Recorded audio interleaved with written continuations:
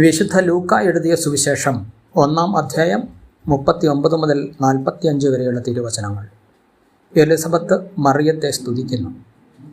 ആ ദിവസങ്ങളിൽ മറിയം യൂദയായിലെ മലമ്പ്രദേശത്തുള്ള ഒരു പട്ടണത്തിലേക്ക് തിടുക്കത്തിൽ യാത്ര പുറപ്പെട്ടു. അവൾ സഖറിയായുടെ വീട്ടിൽ പ്രവേശിച്ച് എലിസബത്തിനെ അഭിവാദനം ചെയ്തു. മറിയത്തിൻ്റെ അഭിവാദനം കേട്ടപ്പോൾ എലിസബത്തിൻ്റെ ഉദരത്തിൽ ശിശു കുതിച്ചു ചാടി. എലിസബത്ത് പരിശുദ്ധാത്മാവ് നിറഞ്ഞവളായി. അവൾ ഉദ്ഘോഷിച്ചു, നീ സ്ത്രീകളിൽ അനുഗ്രഹീതയാണ്, നിന്റെ ഉദരഫലവും അനുഗ്രഹീതം.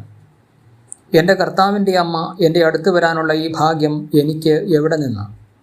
ഇതാ നിന്റെ അഭിവാദനസ്വരം എൻ്റെ ചെവികളിൽ പതിച്ചപ്പോൾ ശിശു എൻ്റെ ഉദരത്തിൽ സന്തോഷത്താൽ കുതിച്ചു ചാടി.